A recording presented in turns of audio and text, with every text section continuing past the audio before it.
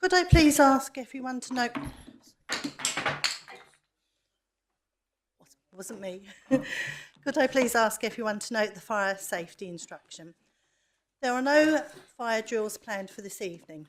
In the event of a fire alarm sounding, please leave the building via the nearest exit and make your way to the assembly point located in Market Car Park adjacent to the Civic Suite building.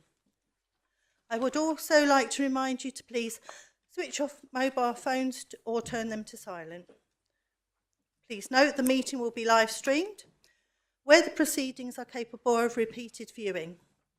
Members of the public, you can record this meeting providing this does not disturb the meeting and can be done from the seats reserved for this purpose. Therefore, please raise your hand clearly if you intend to take photographs or film this evening. Please ensure your microphones are switched on when speaking and you speak clearly into the microphone. Once finished speaking, can you please ensure you switch off your microphone?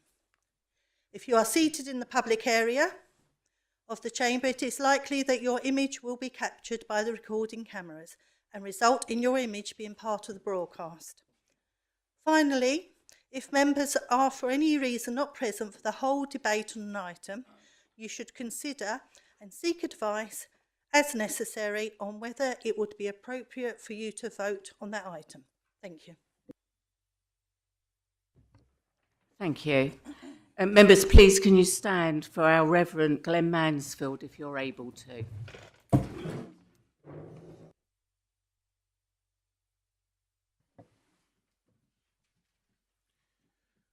Just going to read a verse from Isaiah, which you may know from Christmas readings. Isaiah said, "For unto us a child is born, to us a son is given, and the government will be on his shoulders, and he shall be called Wonderful Counselor, Mighty God, Everlasting Father, and Prince of Peace." So the description of Jesus is as Wonderful Counselor, and how appropriate for the meeting this evening. The most wonderful counselor is Jesus. Why? Because he is infinitely, eternally and unchangeably wise, just and good. He is a perfect counsellor. And so let's pray. Father, we thank you for sending Jesus to be our Saviour and our King. Reveal him to us. Help us to know him and to trust him. We pray for this council meeting, that you'd send a spirit of wisdom, justice and goodness and peace to be here. We pray for all councillors that they'll be faithful stewards of the local resources that you've given to this council. And the words of the Lord's Prayer you can join in if you wish. Our Father, who art in heaven, hallowed be thy name. Thy kingdom come, thy will be done on earth as it is in heaven. Give us this day our daily bread, and forgive us our trespasses, as we forgive those that trespass against us. And lead us not into temptation, but deliver us from evil. For thine is the kingdom, the power and the glory, for ever and ever. Amen. Thank you very much. You're very welcome to stay, but I believe this is going to be quite a long meeting, so take it as it goes, yeah? Members, please be seated.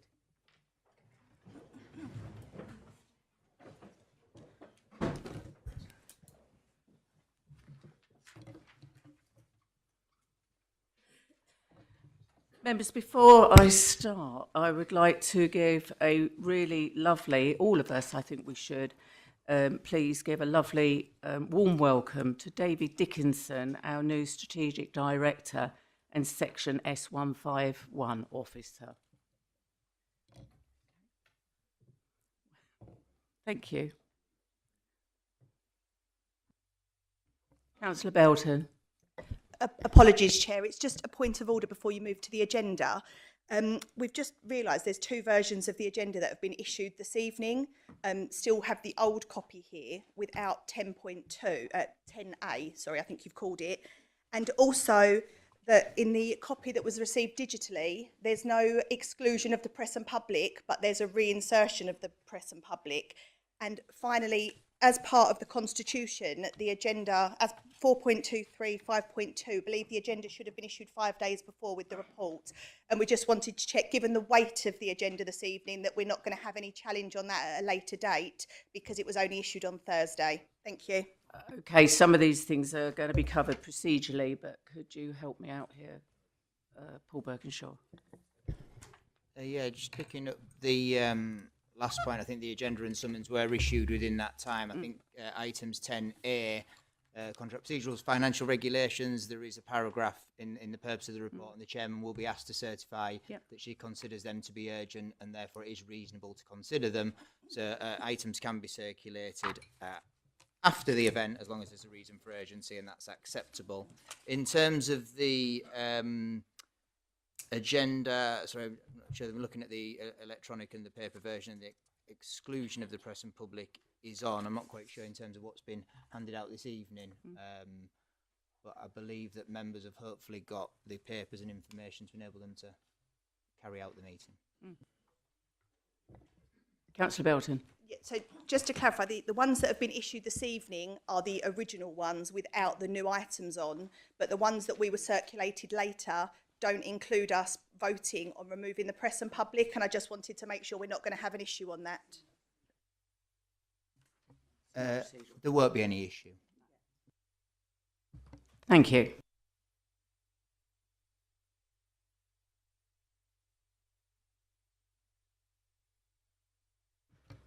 Right, let's begin. Item 1, apologies for absence. I so far have Councillor Mrs D Squires-Coleman, Councillor O'Leary, Councillor S Wotton, Councillor Ward. Are there any other apologies for this evening, please? Thank you.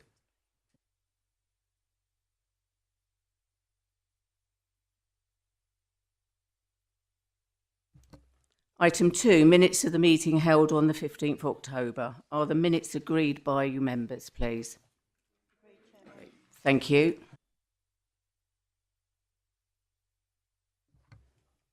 Item 3, we've got declarations of interest. I need to make a declaration here because of Finchfield, so I declare an other registrable interest in agenda item 9 due to being a member of the Finchfield Trust Management Committee.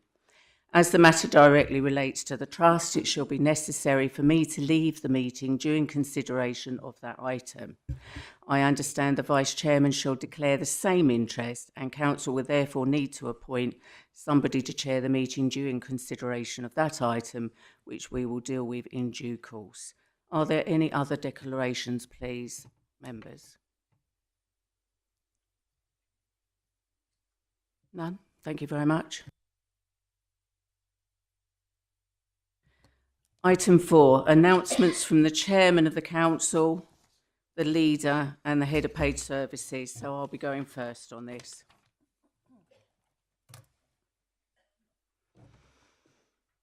Good evening, members, and welcome to our full Council meeting. As some of you may be aware, we said farewell to Mavis Webster, who passed away peacefully in her home, aged 90, on the 31st of October. You may have known Mavis for her outstanding work as a Rochford District Councillor for Wheatley Ward and previous Chairman of the Council. However, on top of her impressive and long-standing career, she was awarded in 1992 an OBE for outstanding work in the Government Department of Education and Employment. Mavis was a devoted animal lover and a good friend to those that had the privilege of knowing her. She also had a career in nursing. Mavis was first elected to Rochford District Council in 1998. In 2006, she became the chairman of the council for the 2006-2007 municipal year. In 2007, Mavis became a member champion for historic environment and a member of the executive board responsibility for leisure, tourism and heritage. From 2008 to 2011, Mavis was the deputy leader of the Conservative group and a vice chairman of the executive. Before concluding her political career, Mavis was the chairman of the Standards Committee between 2012 and 2014. Equally, Mavis was an Essex County Councillor from 2001 to 2013 for Rayleigh South Division. She was Deputy Cabinet Member for Community Care and was always remembered as a very kind person, welcoming and supporting of new members. I would like to extend my heartfelt condolences to Mavis's family on behalf of Rochford District Council, and I would like to please invite you all to observe a minute's silence to commemorate Mavis. Please would you all stand with me?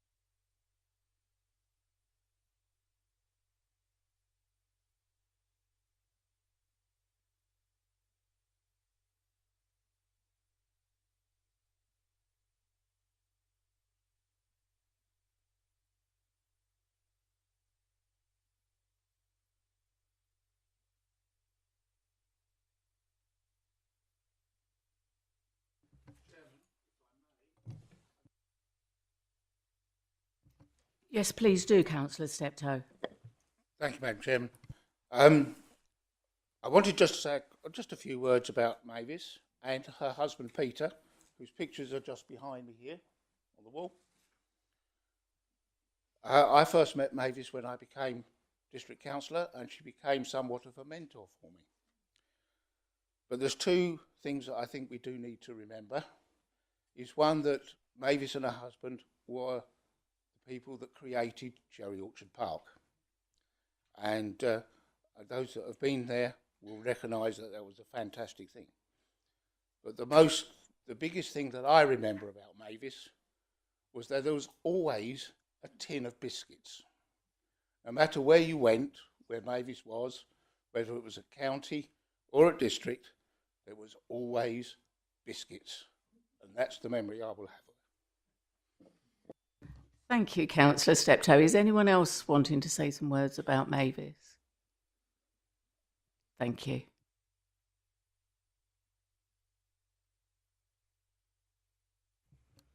So moving on to my updates. Since I last updated you, my civic duties have been very busy, attending over 40 engagements, covering a plethora of local civic events and fundraisers. This has included 2 ribbon cuttings to newly configured and refurbished establishments, Lalazar's restaurant in Rayleigh High Street and Savas Barbers on the Eastwood Road, who have been barbers for over 100 years, and I wish both establishments good luck for the future.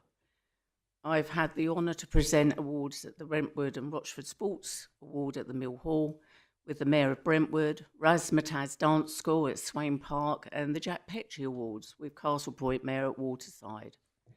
We attended the One Love Soup project in Southend during an evening of service with the Mayor of Southend and the Mayor of Castle Point to see firsthand the amazing and challenging work they are performing for our homeless and many complex issues in our community. They take many of our people from Rochford there. In my role as the chair of Rochford, we attended the Remembrance Day parades, services and wreath laying at Rayleigh, Hockley and Hawkwell. Such a humbling and dignifying experience, but equally such an honour to perform on behalf of our community.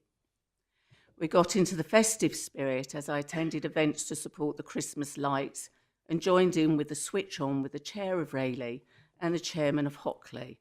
I would like to thank the performers, sponsors, councillors and volunteers who helped make these events happen and so successful. Thank you all to you all who attended my charity curry night in October at the Saffron restaurant in Rayleigh. This was a great success, and I was pleased that the event raised over £1,200 for my amazing charities, Changing Pathways and the Mushroom Theatre. We have attended many civic Christmas carol services throughout Essex. However, it was a particularly special night for my civic carol service at Holy Trinity the Friday before last. It was a very well attended event by the mayors and chairs of Essex, and of course our brilliant parishes and town councillors, and of course our lovely community. My charity Equal People Performing Arts, also known as the Mushroom Theatre, arranged for a very vibrant and brilliant dance routine to Silent Night. It was spectacular, and there wasn't many dry eyes in the building. It was that moving. We saw the Mill Hall Arts and Events Centre being used to its most vibrant, fullest potential, and I believe is worth noting. Firstly, we attended the movies, watching the Polar Express, such as a magical movie, as so many of our local community and young people came to support, with so many embracing the spirit of the event by dressing in their pyjamas and dressing gowns. There was such an attention to detail, including little bells with "Believe" written on them. Pre-movie and afterwards, lots of hard-working businesses selling their brilliant handmade and innovative products.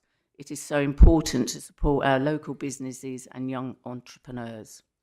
In the evening, we attended the candlelight concert where we had the Morano String Quartet performing many of our most favourite Christmas carols, Shannon Darcy singing Christmas songs, and also Southend Vox Choir, all to the backdrop of over 600 candles. It was actually quite spectacular and incredibly well supported. Well done to James Edmonds and the Design Cabin and all his team, Tony and Nita and the team from Maternity Events and the staff at the Mill Hall for such a remarkable experience and such hard work. Please note we are taking nominations now for the Citizen of the Year Awards. So please talk to your communities and encourage your people to get nominating. The awards will be presented at my civic dinner on Friday, the 28th of March, 2025. Finally, we were so grateful and humbled to watch the Southend Mencap Mods performance at the Palace Theatre, Whisper of Angels. So beautifully scripted, rehearsed and designed by Andrew and George, all their amazing volunteers who continue to showcase their selfless dedication, enthusiasm, love and commitment to the wonderful cast of remarkable and beautiful students. We have also supported STRM, Send the Right Message, Christmas events at the Mega Centre in Indie Rock, Southend. Thank you, Maggie Cleary and your fabulous volunteers and team for all your selfless, tireless and hard work that you perform. Madam Chair, can you ask Councillor Hoyt not to have another conversation while you're trying to speak, because it's very hard to hear you. Thank you. Councillor Hoy, could you be respectful? I And didn't quite hear what Councillor, I didn't quite hear what she said. Sorry. she was asking you not to talk whilst I'm giving my announcements. Thank you, Councillor Hoy. Thank you, Councillor Shaw. So thank you to Maggie Clear and your fabulous volunteers and team for all your selfless, tireless and hard work that you perform for our beautiful community, supporting and helping neurodiversity and much, much more. I pray that we can move forwards as a community to accept people for who they are, to celebrate and be proud and compassionate of their strengths and weaknesses. Excuse me. By supporting and embracing their neurodivergency and much, much more, and allow all to be all that they can be. Thank you very much.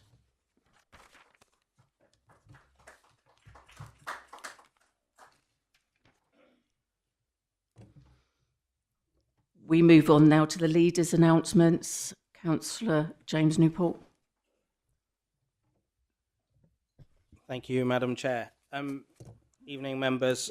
Just a few announcements. So I'll start, members, updating you on the meeting with Essex County Council regarding highways.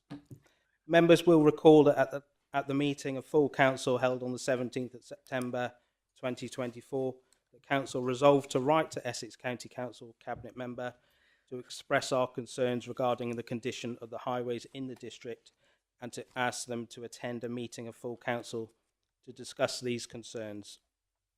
I did accordingly write to the Cabinet member at the County Council to advise that the resolution and to ask him to attend a meeting of full council. There's been ongoing correspondence regarding this matter, but the position at this time is that the Cabinet member has asked to meet with myself as leader of the council and Councillor Sutton as the councillor who brought the motion to full council in the first instance to discuss the issues and concerns. He was not minded to agree to just attend a meeting of the full council. Whilst this doesn't go as far as the resolution sought, I do believe it is important that we take up this offer, and therefore I intend to do so. As part of this discussion, I will reiterate the request for the discussion to also take place at full council meeting as per the resolution. I will, of course, update full council in due course.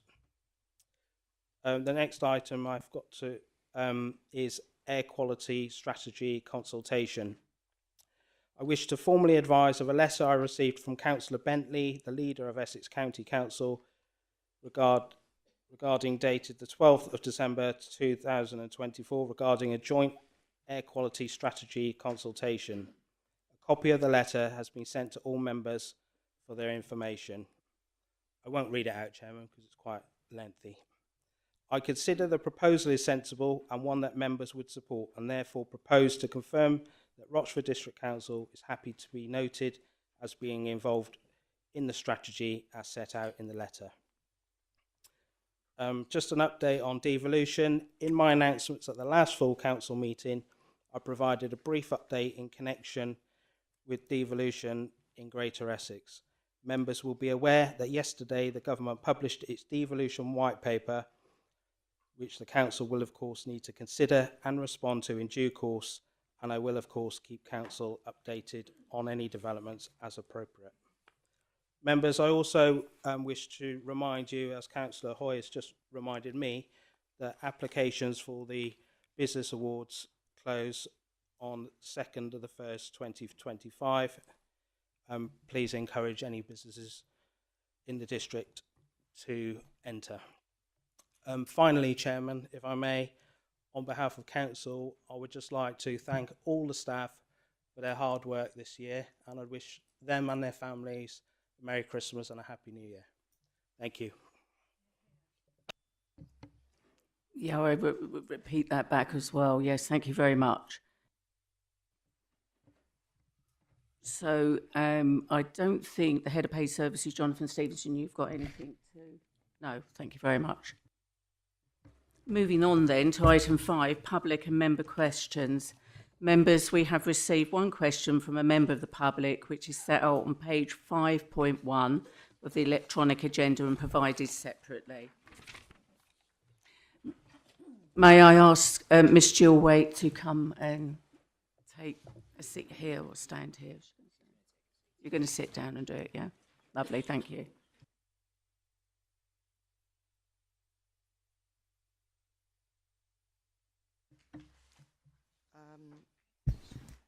Thank you, Madam Chair, for the opportunity to ask a question at full council. My question is to the Leader of the Council, Councillor James Newport.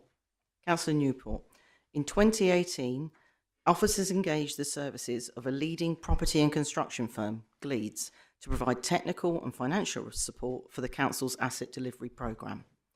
Gleeds provided the strategic business case, the outline business case, and the full business case for the Council. Gleeds moderated, scored and evaluated all of the development partner submissions.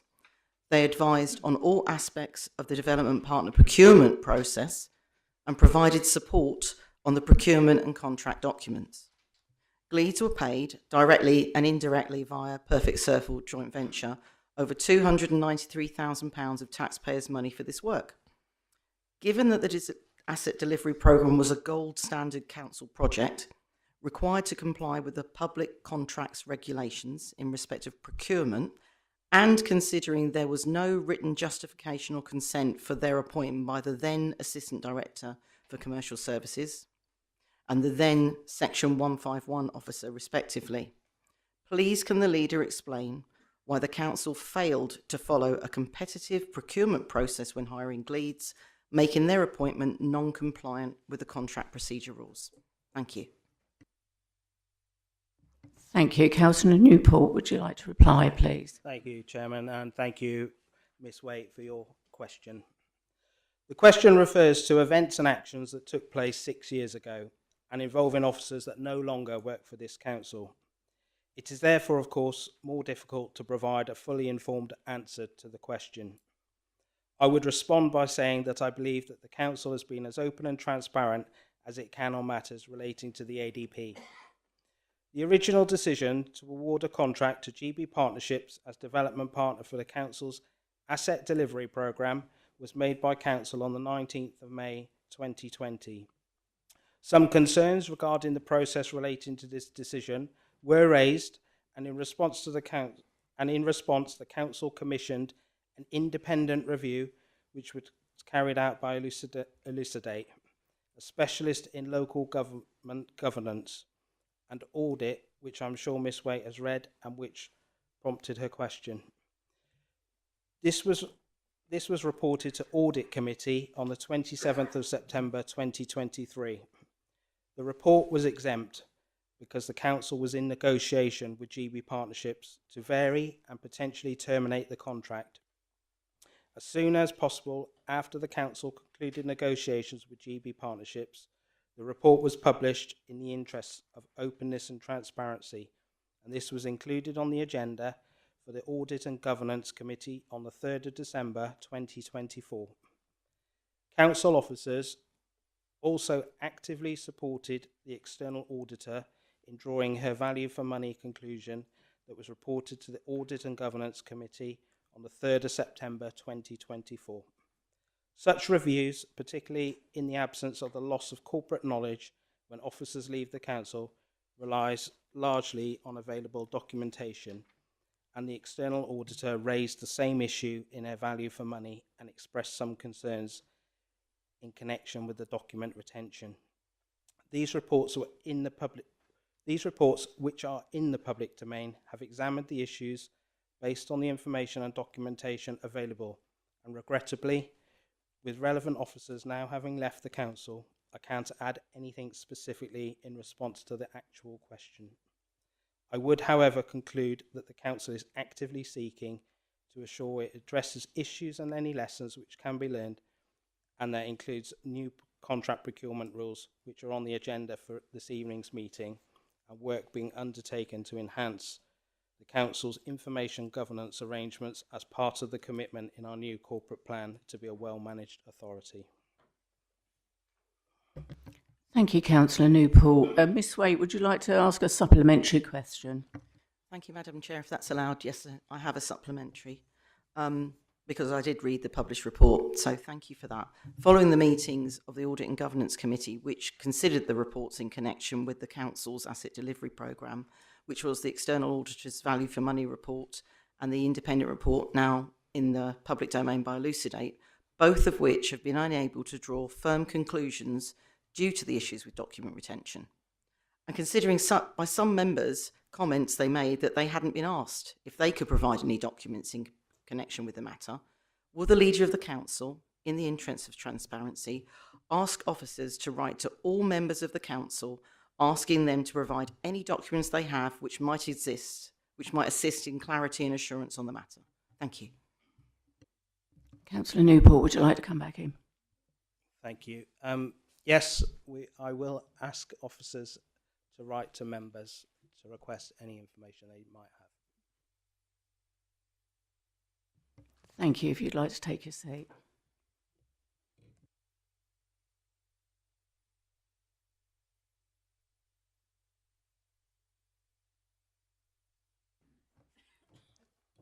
Members, we have received two questions.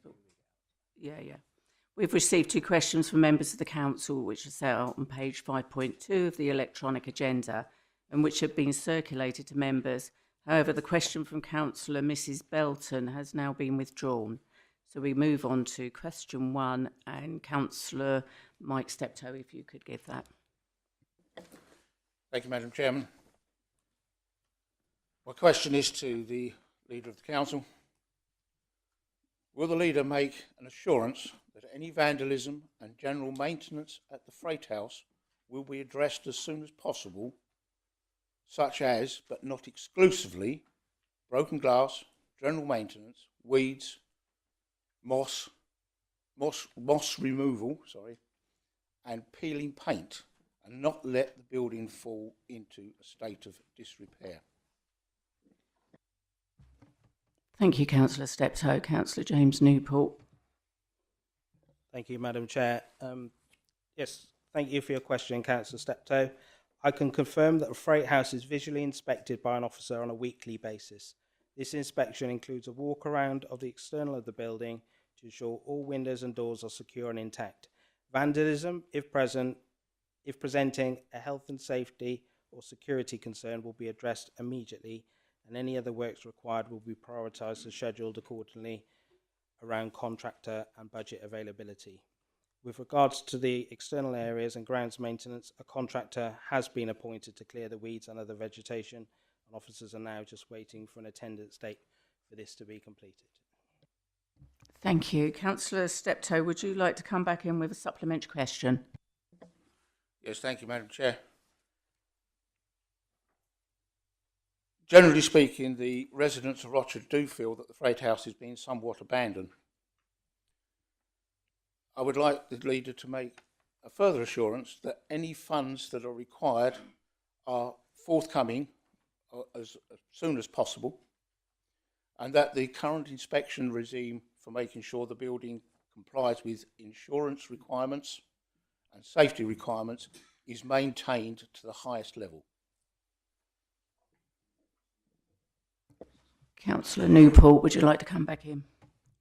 Thank you, Madam Chair. I'll just refer Councillor Steptoe to my previous answer, which was that the works required will be prioritised and scheduled accordingly, and that does include budget availability. So yes, we will do our best around those. Okay, lovely. So, members, moving on. We now have a number of reports from the Council's committees before us, and can I ask all members to be mindful of the need for us to get through all the business this evening in efficient and good manner, timely manner.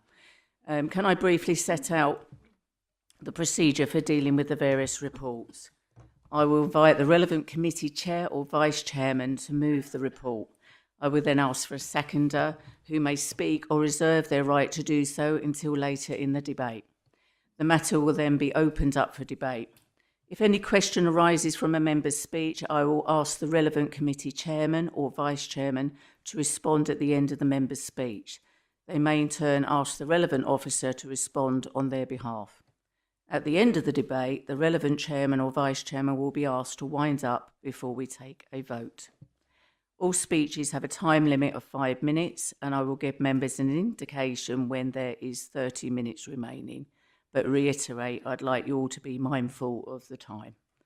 So we're moving to item 6, the gambling policy. The report begins on page 6.1 of the agenda.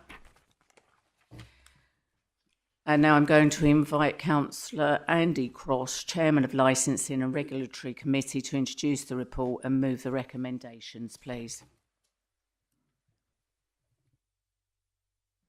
Thank you, Madam Chair. Well, the report speaks for itself. I'd just like to, at this point, pay tribute to Steve Greener for putting together with Paul Brace an excellent report, statutory report. This council will miss Steve. I think we'll have another opportunity to say goodbye officially at the licensing committee meeting in January, but I think he's going to be a great loss to this council. So I'd like to, you've all seen the report. I guess I should ask if there are any questions first from members. Thank you. Thank you. I'd like to get a seconder for that first, please, Councillor Cross. I think Councillor Lambourne, you're going to second, are you? Yes, I'll second. And would you like to take up your right to speak now, or were you going to reserve it? I'll reserve for later. Thank you very much. So, members, I'm going to open that for debate now, please.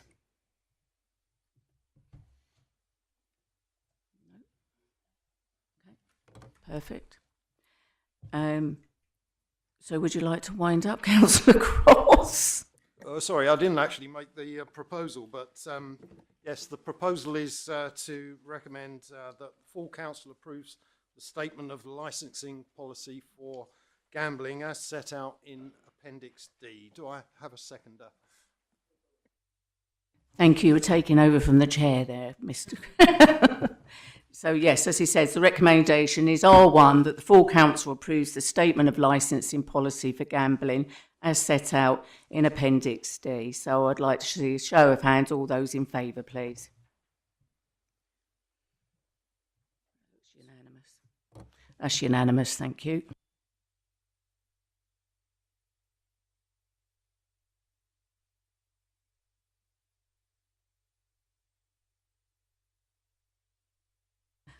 Right, item 7, the Constitution Working Group Proposed Amendments Report. The report begins on page 7.1 of the agenda, and I'm going to now invite Councillor Bob Milne, the Chairman of the Audit and Governance Committee, to introduce the report and move the recommendations, please. Thank you, Madam Chairman. Right. Well, the summary of this report is to do with the revisions to the Council's Constitution. At the committee meeting of the Audit and Governance Committee on the 3rd of December, they considered a number of recommendations forwarded by the Constitution Working Group relating to proposed amendments to the Council's current constitution. The recommendations related to a number of areas, including amending the articles of the Constitution, addressing minor procedural matters, relating to timescales to motions and questions on notice, and proposing that an earlier start time of committees be explored and trialled for a period of 3 months. Recommendations were also made regarding committee composition to be picked up at the annual council meeting in May 2025 for effect in the year 25-26 and the municipal year. The recommendations from the Audit and Governance Committee are set out below with further detail set out in the report to the Audit and Governance Committee, which is attached to this report. The recommendation regarding proposed amendments to articles of the Constitution, recommendation 1 in the report to the Audit and Governance Committee, was deferred and will be considered at the next meeting of the Audit and Governance Committee. It is therefore not included in the recommendations below. So if you see the other report, you can see the detail there. There are 4 recommendations. The first is that the revisions to the Council procedure rules as attached in Appendix B to the report to the Audit and Governance Committee be approved. The second recommendation is that a parish... Do you want me to go through them all? Not really, because that's I'll my do one at a job. time. That's my job. Okay. Have you finished Yeah. at that point? Yeah. Can I have a seconder, which I believe is Councillor Stuart Wilson? Thank you. And would you like to speak now or reserve right? I'd like to say a couple of words now, Yeah, please do. Madam Chair. I'd just like to thank members of the working group, Councillor Efte, Councillor Lambourne, Councillor James Newport and Councillor Vilma Wilson for the excellent work they've done. Thank you, Chair. Thank you. So, members, I'm opening up for debate. Does anyone would like to speak on this motion? Councillor Efte. Thank you, Madam Chair. I'd like to talk to recommendation 4, the change in the start times to committee meetings to 7 p.m. I feel this would be unfair to members in the east of the district, as it can take, depending on traffic, up to an hour to travel to Rayleigh. And if a group wants to have a pre-meeting, this does not give time for working members to eat and get changed. Rochester District Council meetings have always started at 7:30, and this was taken into consideration when I decided to stand as a councillor. So as a working councillor who lives in the far east of the district, I will not be supporting this motion initiative to start committee, this 3-month initiative to start committee meetings at 7 p.m. So I'd like to take these not in block, separately. Thank you. Okay, Councillor Efte. Councillor Vilma Wilson. Hello, thank you, Chair. I'd just like to say that I totally agree with everything that Councillor Efte has just said. We have to look at the practicalities of our members to be able to attend meetings, And whilst it has been brought to my attention that it's in the Constitution that start times can be changed by chairs, if I'm correct, I just really feel that what we have in situ at the moment is best place for everyone. And again, I'd like to echo what Councillor FD has said in that I would like these recommendations taken separately. Thank you. Thank you, Councillor Wilson. Anybody else like to speak, please? Okay, so Councillor Milne, would you like to wind up? Yes, I quite agree that we should take this separately. The first recommendation is that the revisions to council procedure rules as attached to Appendix B, which is the first one. Councillor Milne, I can do this. You'll do it. Capable hands, thank Right, you. okay, Thank you very much. So, members, I'm going to take these individually and I'm going to read them out to you. Recommendation R1, that the revisions to council procedure rules as attached to Appendix B to the report to Audit and Governance Committee be approved. All those in favour, please. That's unanimous. Recommendation R2, that a parish and town council representative be appointed to the committee or subcommittee responsible for standards and code of conduct matters with effect from the annual council meeting in May 2025, with a representative to be appointed by the Rochford 100 Association of Local Councils. All those in favour, please. That's unanimous. Recommendation R3, that the council agrees in principle to establish a joint committee with Brentwood Borough Council to deal with the appointment and disciplinary matters relating to the chief officers as a part of the one team with effect from and subject to final agreement at the annual council meeting in May 2025. All those in favour, please. Unanimous. Paul. I apologise, was it you not? Yeah, okay. Those against, please.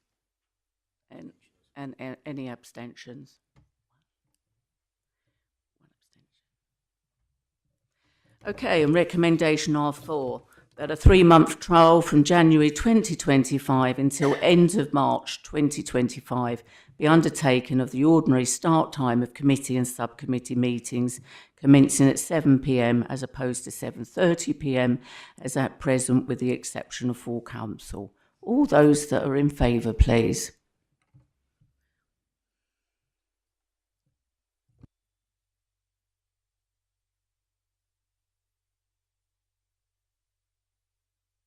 All those against?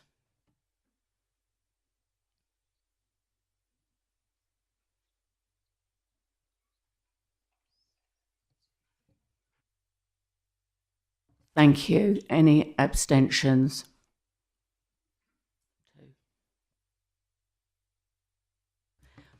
And members, that motion is lost.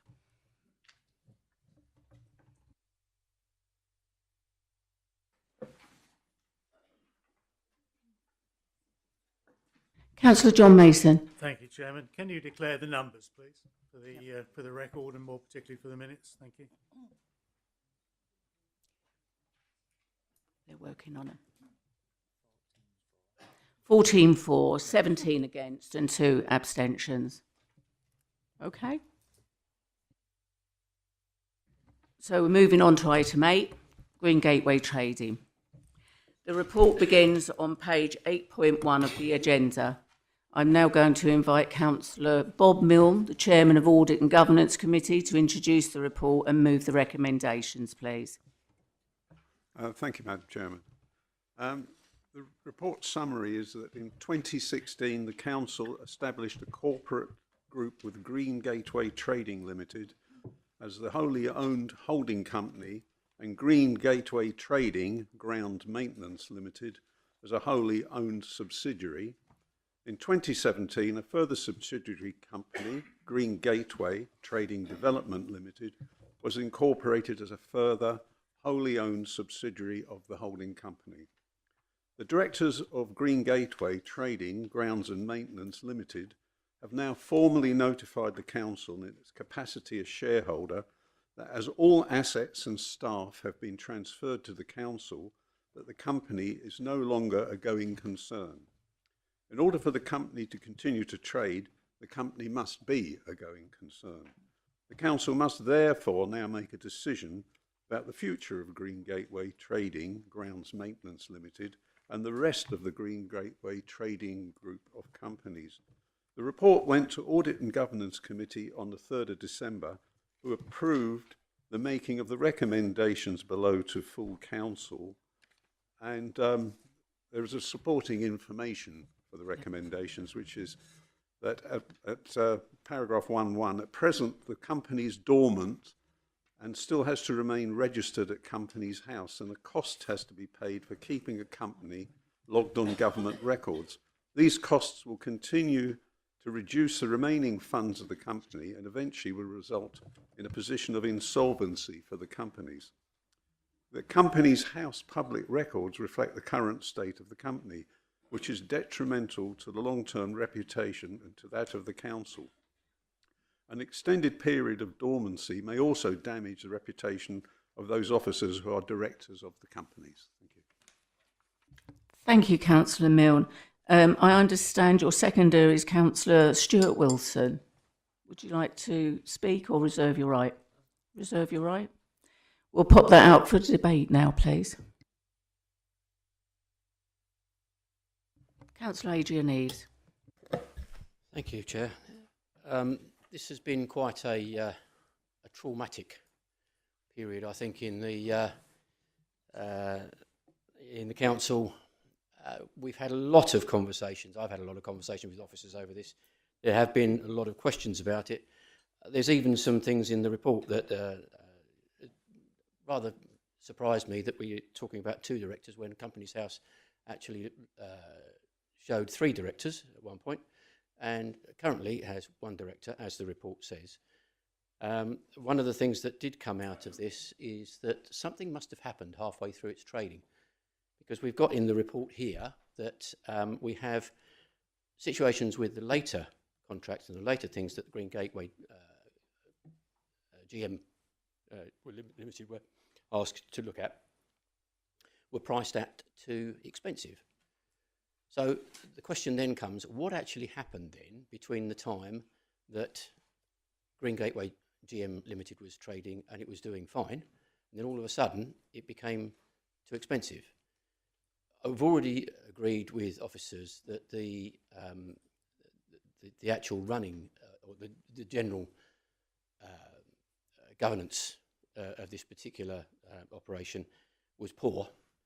And although I support the recommendations wholly, there have been a number of questions out of this, and I'd like to know and be assured that the lessons that have been learnt on this have been learnt and will not be revisited again in any form should we actually decide ever to go into this kind of situation again, and that governance will be far, far better.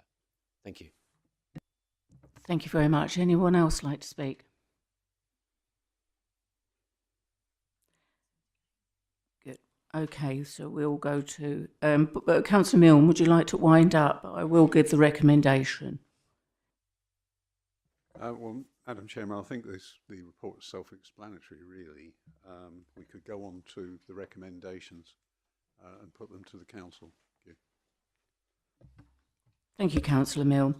So, members, we are going to vote on the recommendation. So it's R1 that the council approves the payment of a dividend to the shareholder of the remaining balance of Green Gateway Trading GM Limited as set out in the report, and R2 that the council approves the striking off of the Green Gateway Trading Limited, Green Gateway GM Limited and Green Gateway Trading Development Limited. All those in favour, please.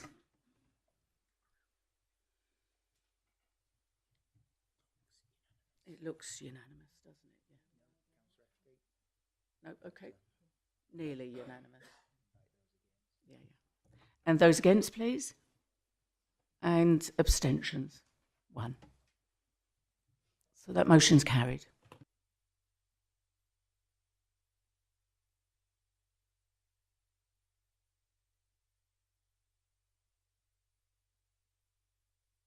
So, members, as I discussed earlier, myself and the Vice Chair have declared an interest. So I'm going to hand over to the Chief Executive whilst Councillor Macpherson and I leave the room. Thank you very much.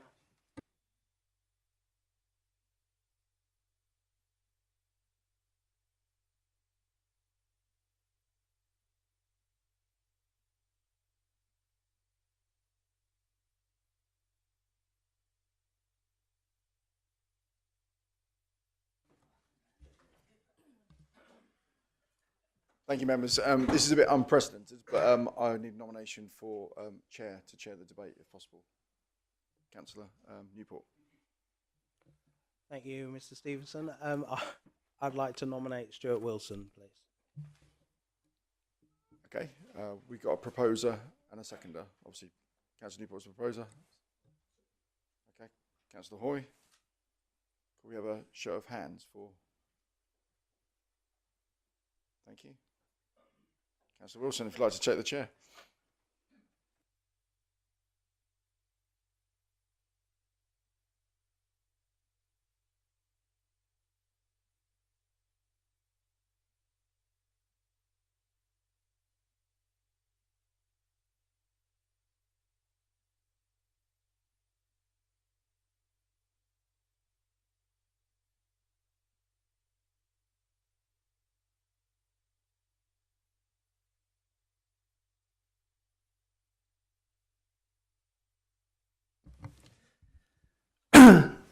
Thank you, members. Item 9, which is the report of the Finchfield Trust.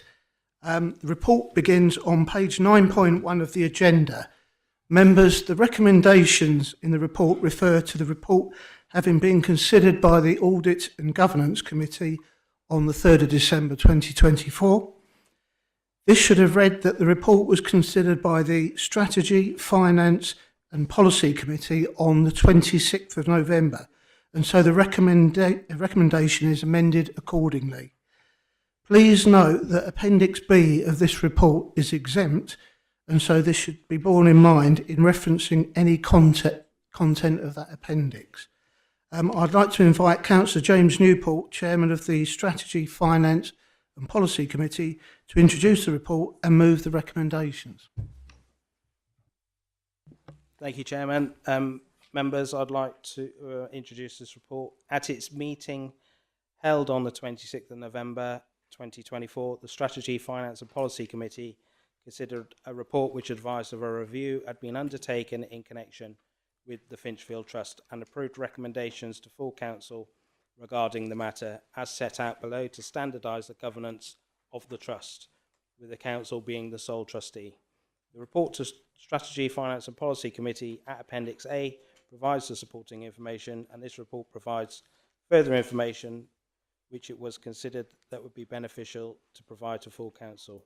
At the meeting, members asked the relevant recent minutes of the Trust Management Committee be included in the report to council, and these are set out in Appendix B as exempt enclosures due to them not yet being public documents. The committee also requested that a member briefing be held prior to the full council meeting to provide an opportunity to clarify any matters set out in the legal advice appended to the report to Strategy, Finance and Policy Committee. This was held on 11th of December 2024. Chairman, I'd like to move the recommendations as set out, page 9.1, R1 and R2. Thank you. Thank you, Councillor Newport. I understand that Councillor Hoy will second this proposal. Yes, I'll second that. Can I reserve the right to speak later on? Thank you. Members, I'd like to open up the report for debate. To those wishing to speak, please indicate. Councillor Constable. Thank you, Mr. Chairman. Thank you, Mr. Chairman. I've read through the report, and the report does mention about new trustees being for a period of 4 years. Whether it's in there or not, I couldn't find who these trustees are going to be. Because if it's a councillor, not all councillors will be able to serve for a member of 4 years. So perhaps somebody could explain to me where these trustees are going to come from and who they are. Thank you.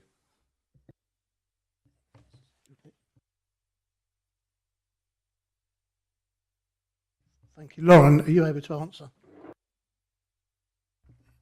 Sorry for me leaning over. Yes, so the trustees don't necessarily have to be councillors. So the proposal is to establish a new management board and to bring that back once the first party's here. Obviously, it would be important to have resident representation on that board as well. But the proposal is not that it's necessarily individual councillors. There will obviously be officers that would run and manage that. So it is nominated trustees. Councillor Constable, do you want to come back? Yes, Mr. Chairman. I think until such a time as we know who the trustees are going to be, I can't see how we can vote on any of these recommendations. So I can't support any of these recommendations on that basis. Thank you. Okay, thank you.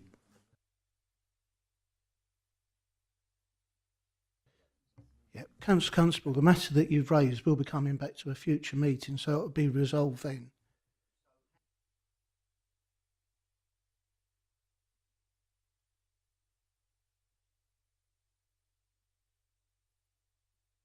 I think, Chairman, if I may, I think there's too much more to add. I think obviously what the report sets out is a basis to move forward upon then which the detail will need to be considered once the trustee has been amended. So I think it's just to put that in motion. It will need to come back. If members feel uncomfortable, they have the option. But that's obviously the way forward. It allows us to progress it and then come back with the detail of how it will operate. Councillor Steptoe? Yes, thank you, Chairman. Got a couple of points of clarification I require, please. First point is, how can this chamber legally impose a decision on trustees who are legally liable in personal capacity? There's at least 2 trustees that I know are not members of this council. How can we, as a group, impose upon them a decision that they might not necessarily agree with? So I'd like some legal clarification on that. Secondly, having looked at the land registry document, I note on here that not all of the land that is currently used by Finchfield, okay, that's the 2 pieces of ground right at the front, and the piece at the end of the road, which is in the middle, at the end of the road, is not registered as the legal, we are not registered as the legal owner. So again, how can we make a decision on that, which we don't necessarily have the right to do so? So a couple of points of clarification, please, Chairman. Lauren, could you clarify, please? I'll try my best. So the legal advice from Burkitt's is that we are the sole trustee. So that was obviously what they advised us at the management board. So the legal advice has been evolving over the time, which is obviously why a meeting was asked for last week. So we do have the power to make the decisions. At the moment, what it was explained by Burkitt's is obviously we're in a difficult decision where we are the sole trustee, but we have delegated our current powers away to the trustees to then make decisions. But we are also involved by an SLA of doing the management for that.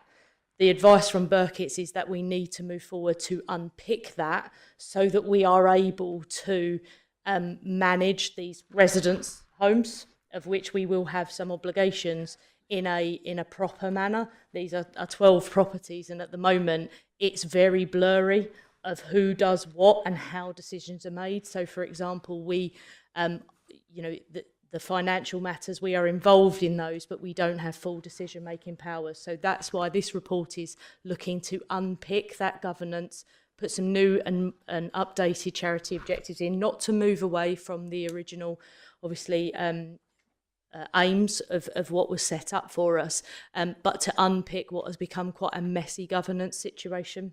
So that is the legal advice that we need to start taking these steps to move forward with that, so that we are able to do what we need to do in regards to the 12 residential properties. Councillor Steptoe, do you want to come back? Chair, I'd like to come back on that, but I'd like to some clarification on my second point, which was the ownership of the land. Lauren, are you able to answer that?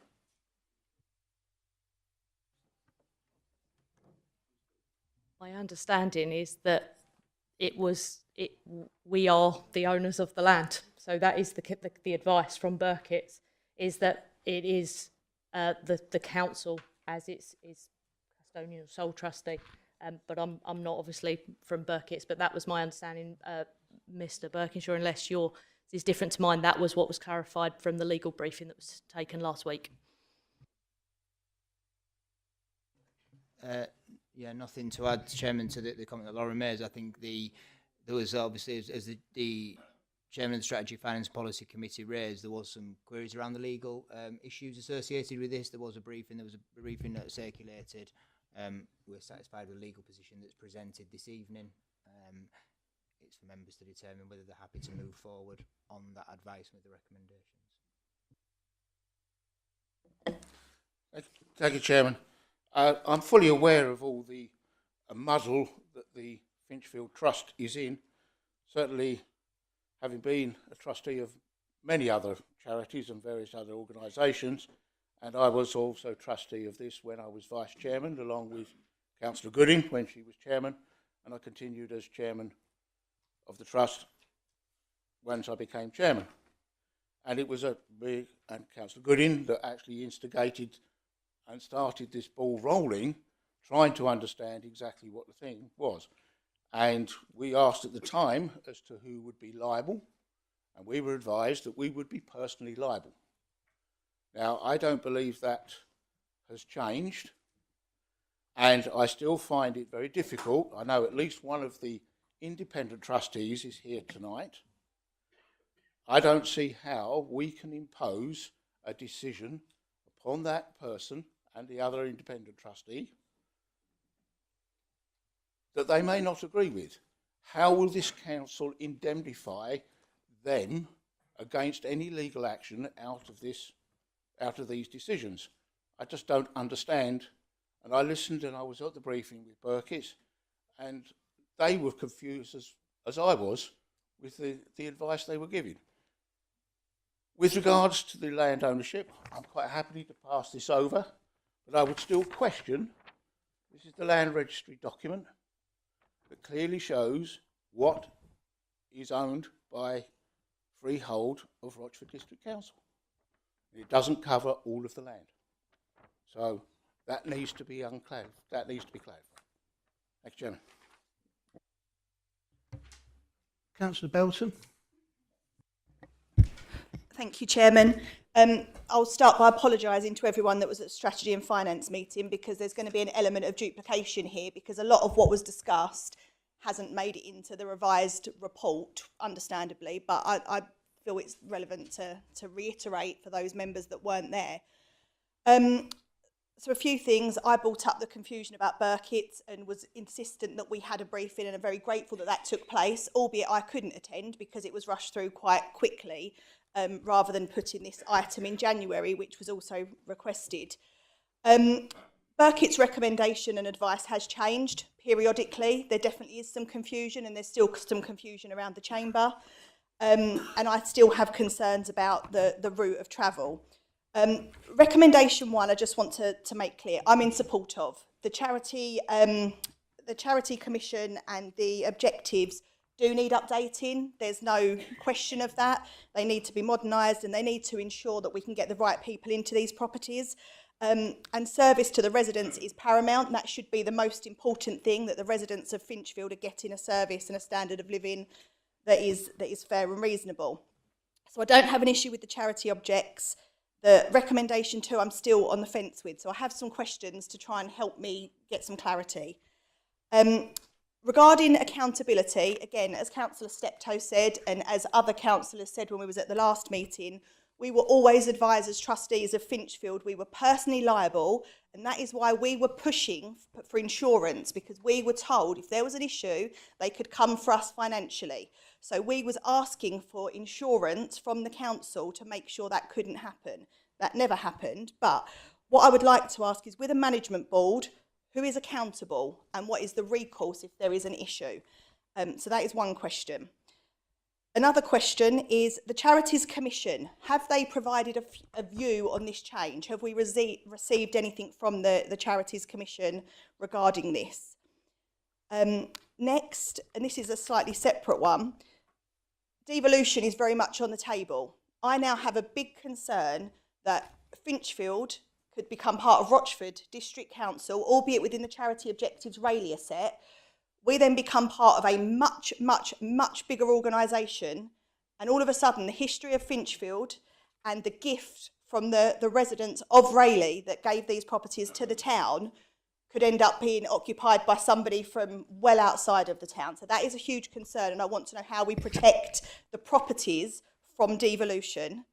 The other point, at the committee, I asked for the AGM minutes to be circulated, albeit that they would be P&C, because the AGM happened the same day as the meeting. They haven't been provided. We've only been provided the two management meetings. So we were told that at the AGM, the trustees were in favour of this. I've got no way of quantifying that because we haven't been provided that information. So again, it carries on from Councillor Steptoe's point. This is just, we know it's grey areas, we know it's muddy, and we need to make it cleaner so that we can provide the best service for the people that live in Finchfield. But I'm just not confident in the steps based on the information that we've been provided to date. I'll leave it there for a second. Thank you. Thanks. Lauren, would you like to comment? So I'll try and answer them. You might just need to remind me of them. But so if this goes forward, essentially the council will become the people who are liable for these properties. It removes that, and you would say that that's us as officers that would then be in charge of kind of residence homes as a landlord. And like we said, with the current arrangements, we sort of have that messy situation in that we are responsible by an SLA to do some of the compliance and bits issues. So it simplifies that matter. The Charity Commission, they won't obviously tell you until you submit, but we have spoken to them and we've got legal advice. We're not making significant changes and we don't believe that there would be any objection from them. Actually, I think that the view would be that it is good practice to do what we're doing because of the situation we've ended up in. So actually, I think that they would be in favour of that. They do have quite a backlog, so it would likely take some time to do it, but we don't have any reason to believe that there'll be any problems with that. In relation to devolution, while I can't speak specifically of devolution, what I would say is, as well as doing some of what we're doing, so changing the charity objectives, we've also been speaking to the current trustees about, obviously behind the objectives, which are quite high level, then having some of these documents in place, which would normally be like an allocations policy that gives more of the detail. Actually, what I'd say at the moment is, because none of this is in place, you're at a bigger risk potentially of if changes are made, losing the spirit of what there were, and until we're given that opportunity to actually put some of this in place, my general perception would be that there's a higher risk now by not doing what we're proposing to do, which is moving forward and trying to remove some of the ambiguity around this. So we've started work on a draft, obviously, of the allocations policy. We can't introduce any of that until the charity objectives are changed, because it would need to follow that and keep the spirit of what was proposed. So that's around that. I was at the AGM, so the only assurance that I can give you is that those trustees who were in attendance at the AGM were fully supportive, and to some extent that's from exactly the same reason that you're putting out, is that there is some concern about the ambiguity of their personal liability at the moment, which is why that was voted in favour to take this through to committee.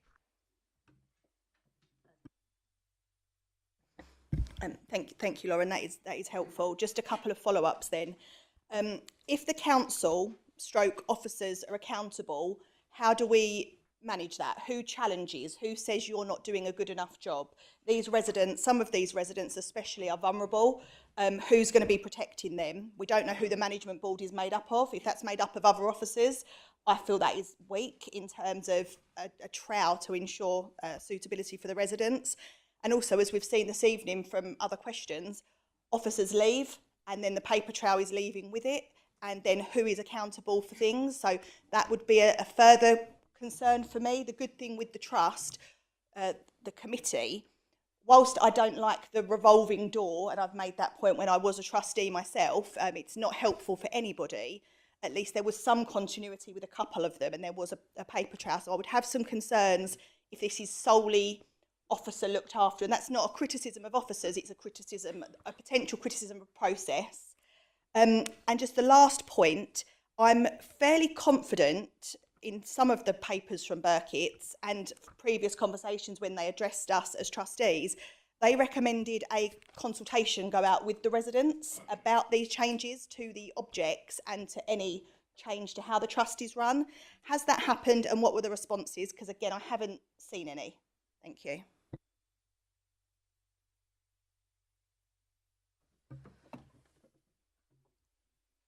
So the proposal wouldn't be that it was all officer-led. That's why we'd be looking for representatives to be on the board. I think that the process of the council would be that the challenge would be, as it is with everything else that officers do, that's through the committee structure. So obviously papers and decisions would come back via that structure, so that there would be that oversight for the council to take through, as you would if you were kind of the landlord of your own stock. So these are obviously a smaller number, but the process would be the same. So there would be full scrutiny for this. In relation to the charity objectives, obviously I'm stepping in a little bit for Miss Barnes tonight. We haven't specifically gone out to each of the residents, but there is a resident representative on the trustees. We're not significantly changing what goes to the Charity Commission. It's just updating the wording.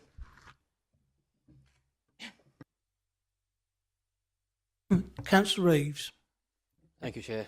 If it gives Councillor Belton any comfort, I did actually manage to attend the briefing that we had with the solicitor. She was grilled very heavily, and she was very comprehensive and very thorough in all her answers. I had a lot of similar sort of misgivings that have been voiced tonight, and I think she dealt with them very well. When it comes to recommendation R2, I will be supporting that. The things that have been concerning, that have been voiced so far, is that the responsibility falls on trustees. And if there is any financial implication, it goes to the trustees. R2 actually does suggest that the trustee will be the council. So I think that takes away the concern on that. I hope you see that. And the other thing is that obviously I understand your concern about the management board and who makes it up. That is something that, as the R2 says, is for consideration in future full council. So I will be supporting that, and with the information that I've had to date, I have to say that I do feel content with the recommendations as they are. Thank you, Chair. Thank you, Councillor Reeves. Councillor Hoy. Thank you, Chairman. As seconder of the recommendations, I just wanted to say a few words. I first discovered the Finchfield Trust a couple of years ago through Councillor Gooding, who told me about it, and then through former chairman of this council and chairman of the Finchfield Trust, Jack Lawman, at the time, who both raised concerns over the governance of the trust and felt that it was outdated and that there was little continuity in it with the quick turnover of chairs and members as trustees. I attended one meeting and it was quite clear that there was a lot of confusion over who actually ran the charity, whether it was us as a council or the trustees themselves.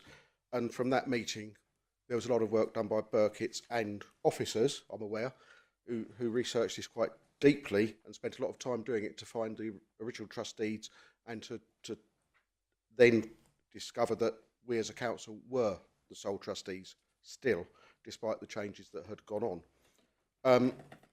I'd like to thank the officers for the time they've done. I'd like to thank Burkitt's as well for their comprehensive reports and the certainty they now give us moving forward with the trust, which can now be managed on a professional basis through a management board rather than a revolving door of trustees. I take on board the concerns of Councillor Steptoe, Councillor Belton in particular, but I don't want to be too political, but I will be a little bit political. This has been an administration previously run for around 20 years by the Conservative group.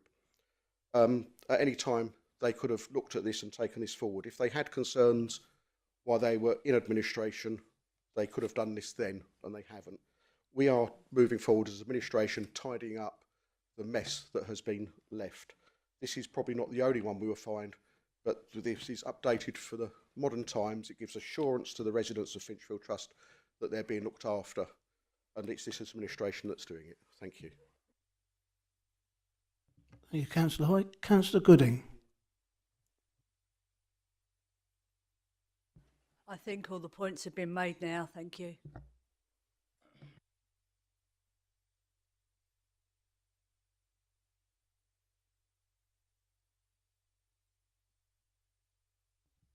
No one else has indicated you've spoken already, Councillor Bell. No, and Councillor Steptoe. You've already spoken, sorry.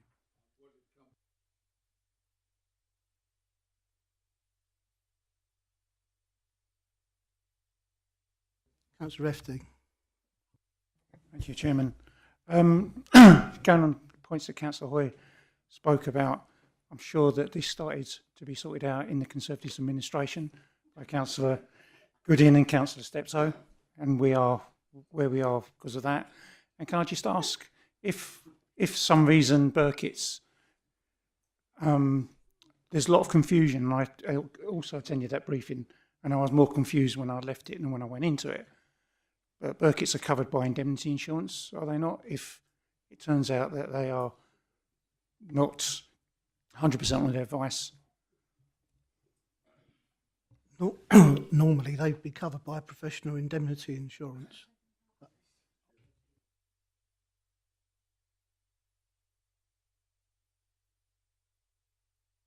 I'll come back. Chairman, without notice, can I move a motion to move to the vote, please? Move into the vote, okay.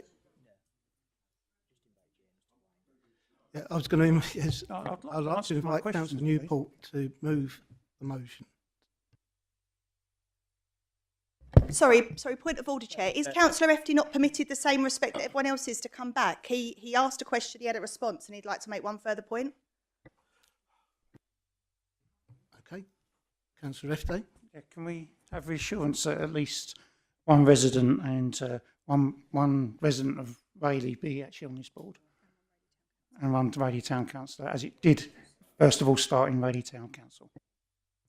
If you look at the recommendations, that will come back to council. So what we're not voting on now is the exact structure. What we're voting on is the principle.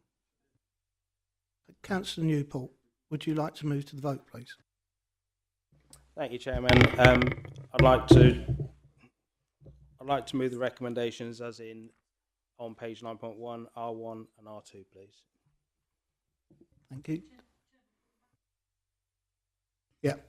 Okay, thank you. So recommendation R1 is that the charity objects for the Finchfield Trust are updated to the Charity Commission as set out in the report to the Strategy, Finance and Policy Committee on the 26th of November 2024, appended to this report, and that the Director of Assets and Investments be given delegated authority from the sole trustee, brackets, the council, close brackets, to act on its behalf in submitting the revised objects of the charity to the Charity Commission and rectifying the entries on the charity register.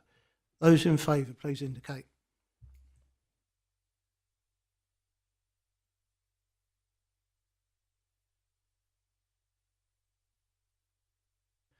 Okay, thank you. Those against? Those abstaining? That's carried. There's one My vote abstention. voted for, please, in the minutes, Chairman. Sorry? In accordance with the Constitution, may I have my vote recorded for in the minutes, please? Yep, certainly.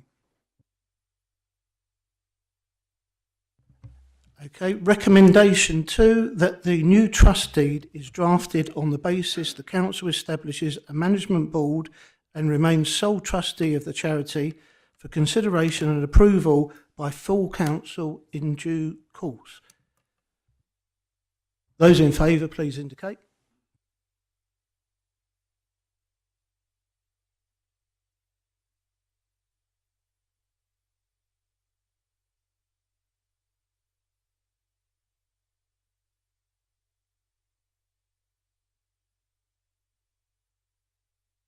Those against, please indicate. Oops. Any abstentions?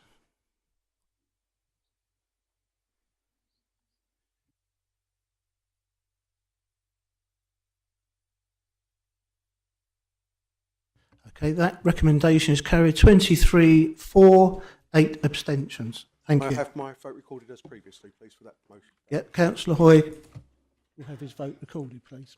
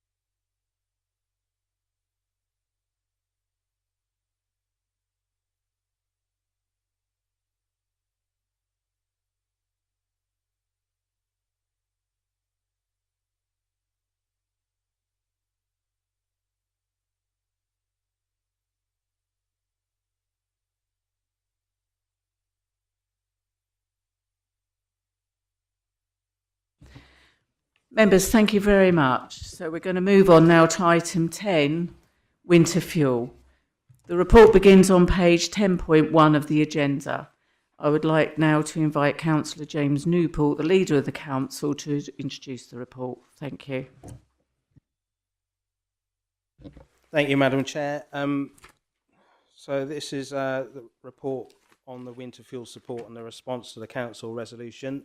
I'd like to thank all the officers that have worked really hard on this, and the Revs and Ben's team particularly, who have done a great deal of research to put into this report tonight.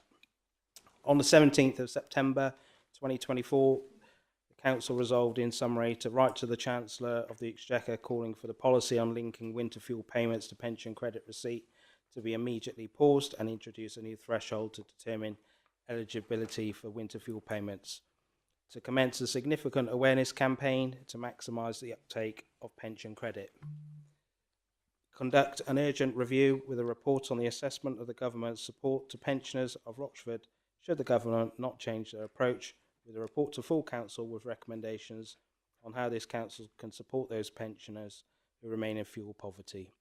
Sign the Save the Winter Fuel Payment for Struggling Pensioners petition.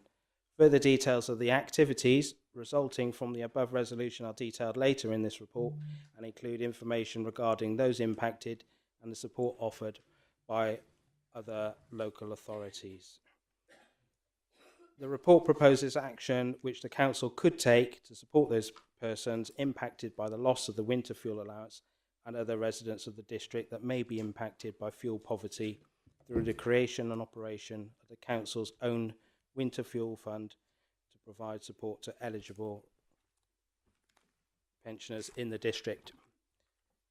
Chairman, I'd like to move the recommendations on page 10.2, R1 and R2 as set out in the report. Thank you. Thank you, Councillor James Newport. Can I invite Councillor Michael Hoy to second, please? Thank you, Madam Chair. You're ahead of me. Yes, I'll second that. I don't feel the need to speak at this time if I need. Thank you very much. Okay. Lovely.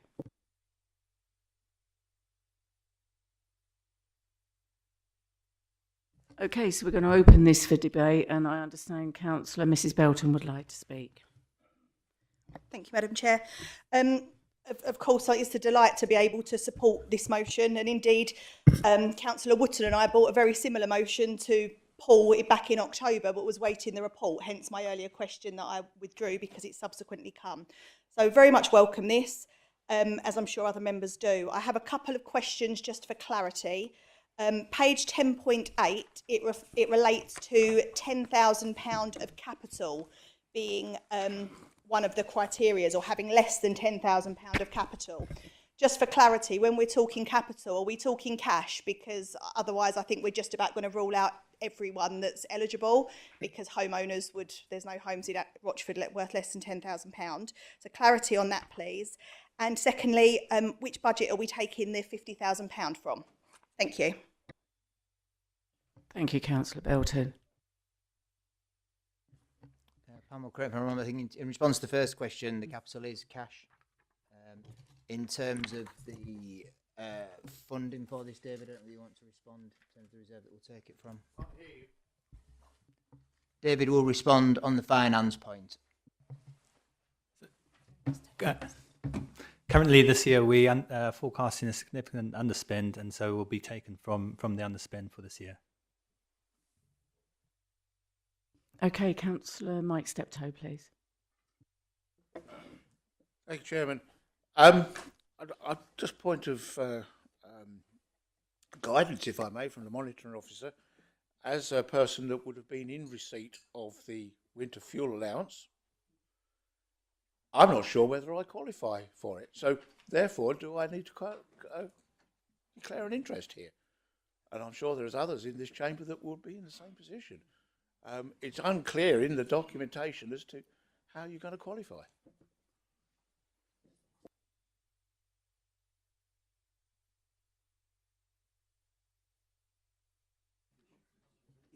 Yeah.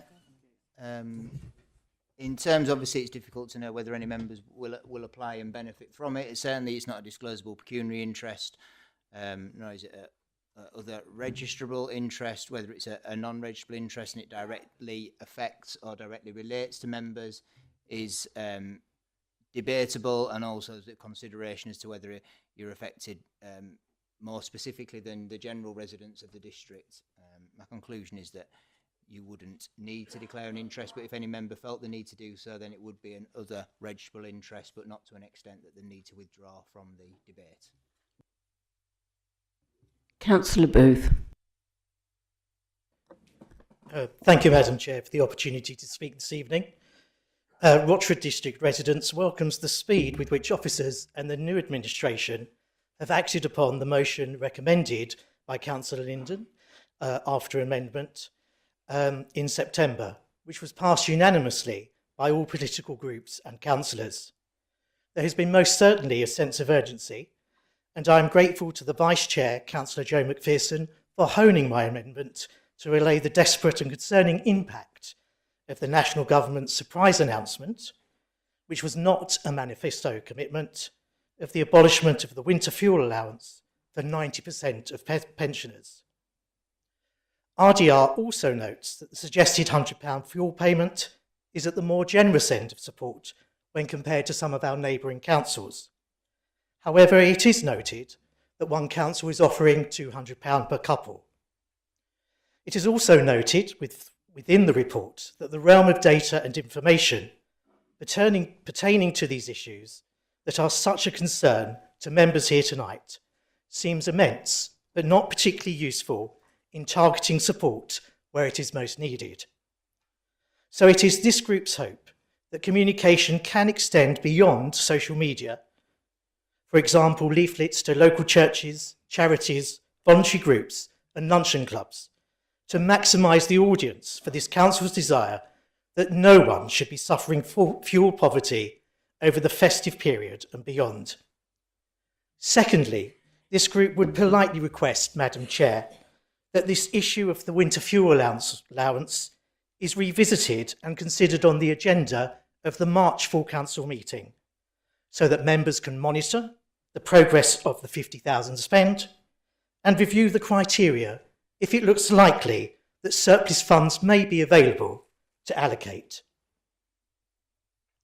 But ultimately, it is our collective prayer that this winter is not as harsh as national government's attitude towards some of the most vulnerable members of our society that have paid their dues over a lifetime and have every right to feel abandoned at their moment of need.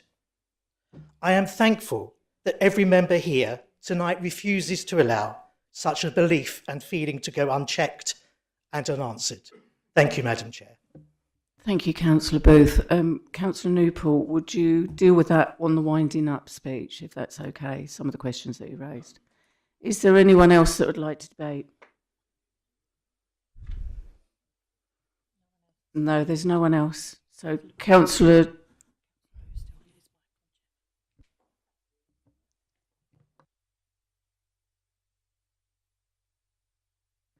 Councillor Newport, if you'd like to do your winding up now, please. Yes, thank you, Madam Chair, and thank you, Councillor Booth, for your comments on this report. So, sorry, you'll just have to remind me, addressing those questions, whether we'll bring this back in March, yeah, we'll absolutely do that.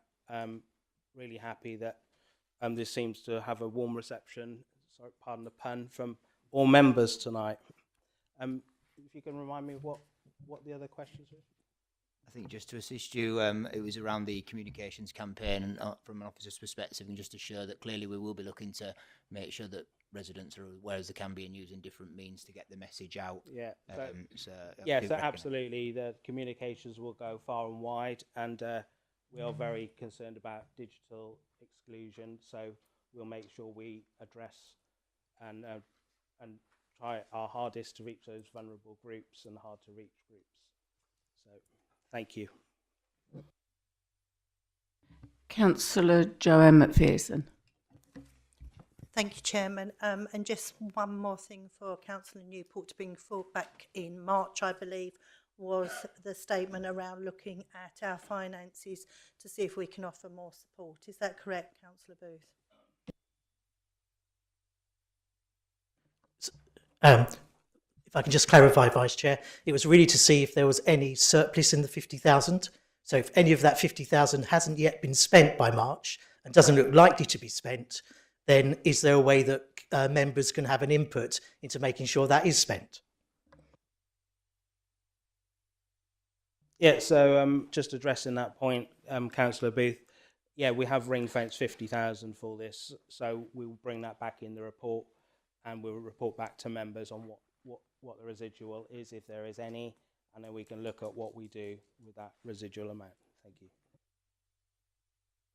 Thank you, Councillor James Newport. So, members, I'm going to go to the recommendation. R1, that the full council notes the content of the report in response to the recent resolution of the council regarding the winter fuel allowance. Are we happy to take both resolutions together? So, R2, that the council approves a 50,000 transitional support fund for a discretionary payment scheme for pensioners as outlined in the report, and delegates authority to the strategic director, deputy chief executive, in consultation with the leader of the council to agree any matters of detail and progress accordingly. All those in favour, please.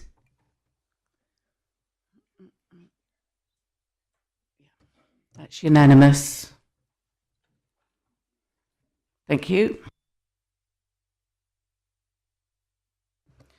So, moving on to item 10A, Financial Regulations and Contract Procedure Rules Update. The report begins on 10.1 of the agenda. The item and report should have been included and published in the council agenda, but was not done so. I would like to confirm that as chair, I consider the item as urgent due to the need and the benefits of the council having clear rules and regulations in place as part of its overall governance and arrangements, and addressing the recommendations arising from the council's annual governance statement 2023 to 2024 at the earliest opportunity. So I will now therefore invite Councillor Bob Milne, the Chairman of the Audit and Governance Committee, to introduce the report, please. Thank you, Madam Chairman. Actually, I'm very pleased to present this report tonight because, having been involved in audit with the Elucidate report and the concerns about document retention and so on, and our review of all of this, this really is urgent to be done. And of course, it's raised its head tonight twice. We've had Ms. Waite and documentation retention and concerns from Councillor Steptoe about the future of Finchfield and what can happen in the future if all this material is not retained properly or can't be found. So that's good.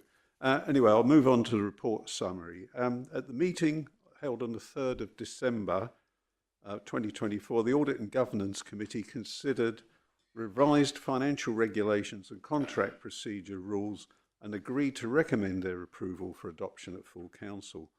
The review of these documents, which form part of the council's constitution, were key actions arising from the annual governance statement. The item and report should have been included and published in the council agenda, but was not done so. The chairman of the council will be required at the meeting to confirm that they consider the item as urgent, which, Madam Chairman, you have done, and the benefits of the council having clear rules and regulations in place as part of its overall governance arrangements and addressing the recommendations arising from the council's annual governance statement 2023-24 at the earliest opportunity. And there's extra material in the report from the Section 151 officer. Mr. Dickinson has also been supplied tonight as well. Thank you. Thank you very much, Councillor Mill. Councillor Stewart-Wilson, would you like to second this motion? And would you like to speak on it or reserve right? Thank you. So, members, I'm going to open up for debate. Anyone would like to speak on it? Well, that was nice and easy. Councillor Milne, would you like to wind up? Yeah, thank you, Madam Chairman. This is an important issue, and I'm hoping that the vote goes well on it. Thank you. Thank you. So, members, we're going to go to the vote. The recommendation is that full council approves and adopts 1. Revised contract procedural rules, Appendix 1 to the report to Audit and Governance Committee, and 2. Revised financial regulations, Appendix 2 to the report to Audit and Governance Committee. All those in favour, please.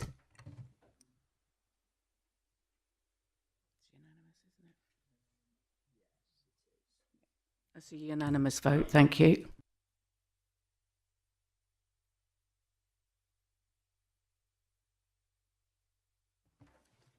So we're going to item 11. This is the exemption of the press and the public, please. In order to discuss item 12 and 13, I will now move that the press and public be excluded from the meeting on the grounds that there would likely be disclosure of exempt information as defined paragraph 3 of part 1 of Schedule 12A of the Local Government Act 1972. We need to vote on this. So all those in favour, please. Oh. Okay, well, if we put our hands down a minute, Councillor Belton would like to ask a question. Thank you, Chairman. At the committee meeting on this item, we were able to bring the vote and the recommendations for item, the South Street item, forgive me, item 13. That was able to be done public. The debate had to be in private because of the commercial sensitivity, but the vote was public. Are we going with the same method this evening? Thank you.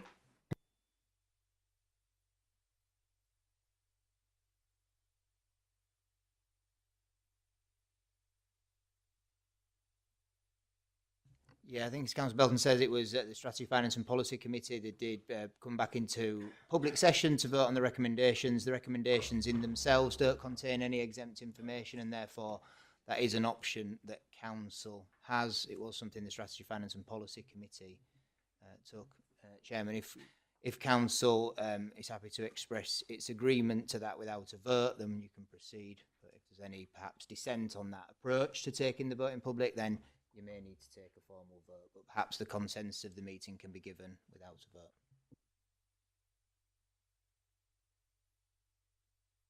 So, members, are you all happy with that? Okay.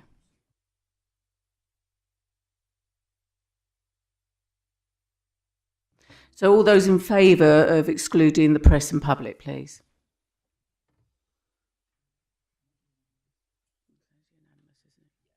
That's unanimous, thank you. It's carried, thank you, Councillor FD. It's noted. I've got that. Yeah. So I'll now close the meeting to the public and move into private session. Members of the public and press, could you leave the building briefly?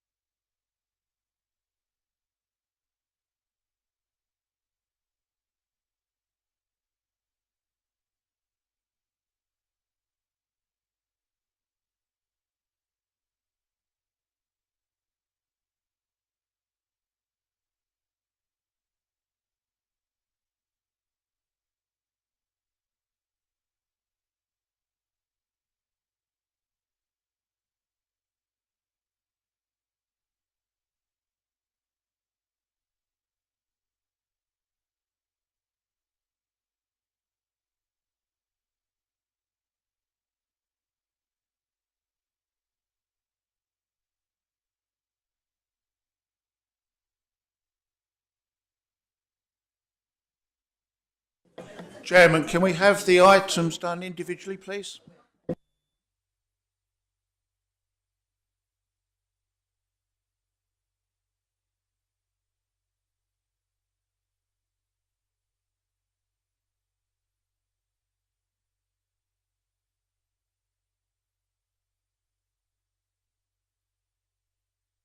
So this will be live streamed, obviously, so that members of the public can see it. So we're going to go to the vote.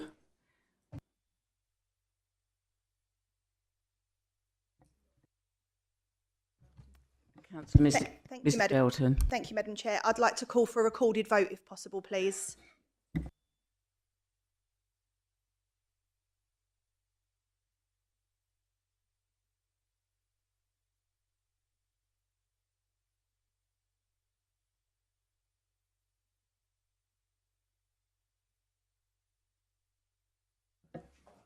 Bear with us, we're just getting organised for that. So, Chair, could we have the recommendations individually voted, please? Sorry, Chairman, have the required number of people stood up for the recorded vote?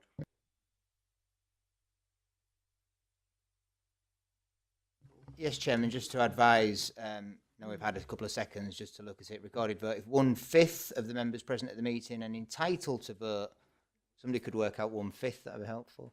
Stand to demand it, the names for and against will be taken in writing and enter into the minutes. So if 1/5 of 34 wish to stand to demand a recorded vote, that looks like 1/5, Chairman. We will take a recorded vote.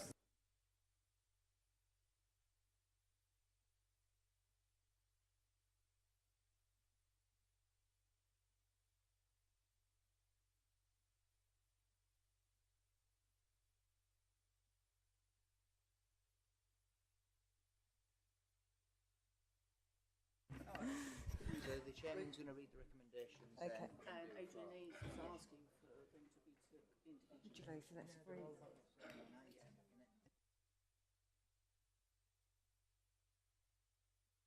Read the recommendations.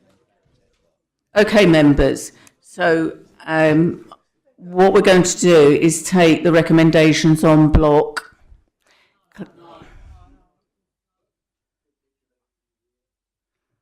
Can we have a vote on that then? We'll vote it, yeah.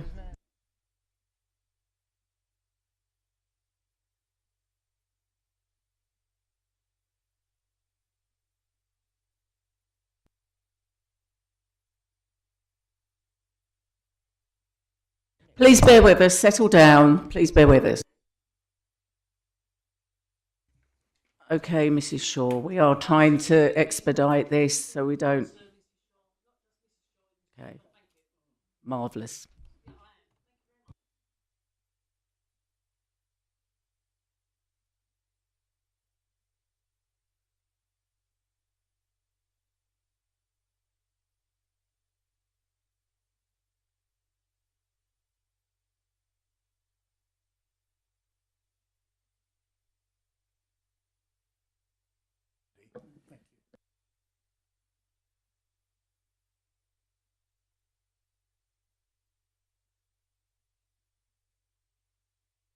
John, I'll take your point of order.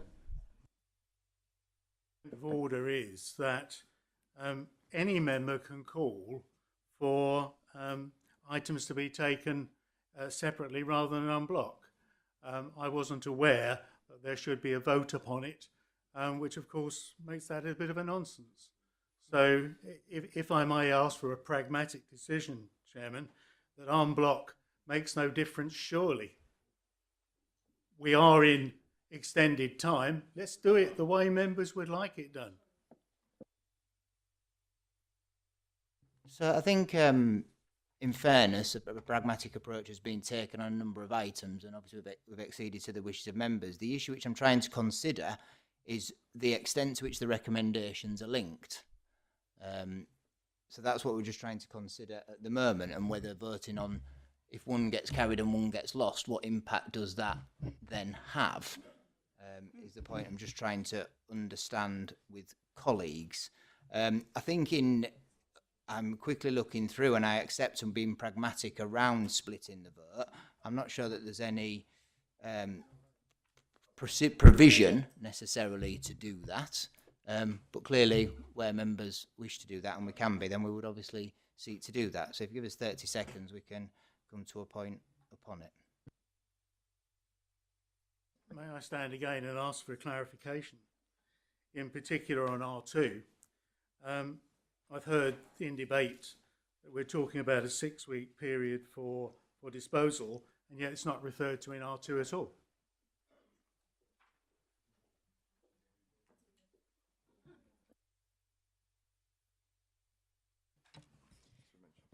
Councillors, just to clarify, it's not a 6-week disposal or an 8-week disposal. It was proposed originally to be a 6-week marketing period. So any disposal would occur after that. That's starting the marketing. That means openly and widely marketed to any interested parties.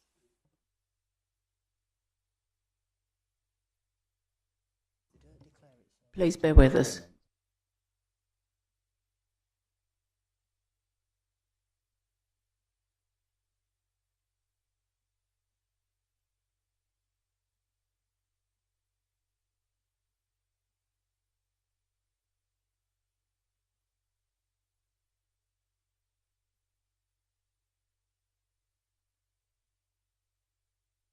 So obviously, my advice, Chairman, is that they are connected. If for example, the vote to declare it surplus to requirements is lost, and then the recommendation to dispose of it in 2 is carried, we end up with an anomaly. My advice is that the recommendation should be taken en bloc for that reason. So as chair, I'm going to go with that advice, please, members.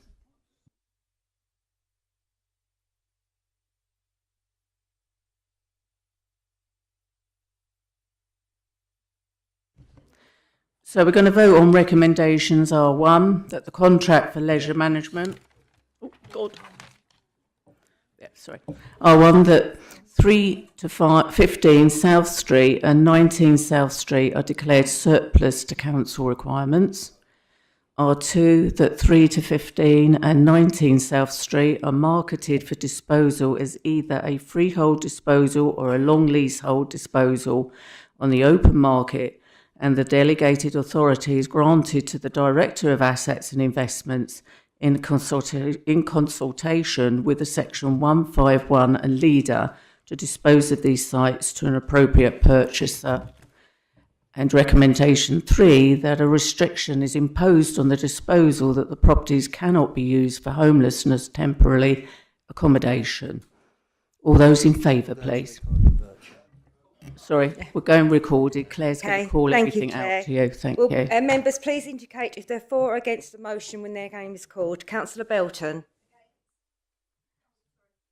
Against. Councillor Booth. I'm neither of those. I'm abstaining. Okay. Councillor Brewer. For. Thank you. Councillor Carter. Against.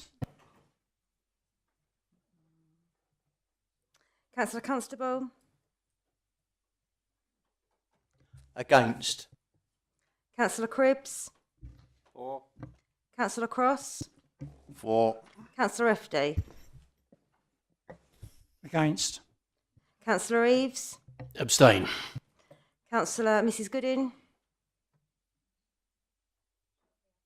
I don't believe I can vote because I left the room. Yeah, you can. Yeah. We was only discussing. I'll abstain. Okay. Councillor Hoy. Councillor Knight. Councillor Lownborn. For. Councillor Linden. For. Councillor Marriott. Against. Councillor Elliot Mason. Councillor John Mason. Councillor McPherson. For. Councillor Milne. For. Councillor Myers. Councillor James Newport. Councillor Lisa Newport. Councillor Page. For. Councillor Sharp. For. Councillor Philip Shaw. Against. Councillor Renshaw. Against. Councillor Stanley, For. Councillor Steptoe, Against. Councillor Sutton, For. Councillor Webb, For. Councillor Williams, Councillor Stuart Wilson, For. Councillor Ian Wilson, Councillor Velma Wilson. Okay, thank you. Please bear with us.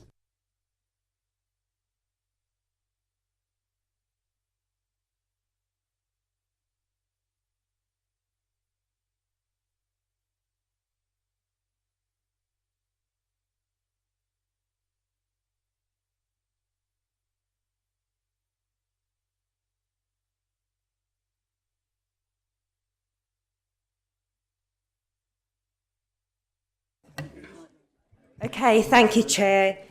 That is 18 for, 8 against and 8 abstentions. That motion is carried.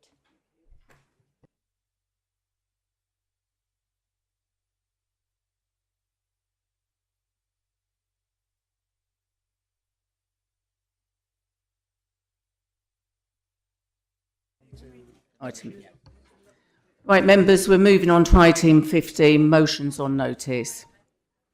We have received 3 motions on notice. These are listed starting on page 15.1.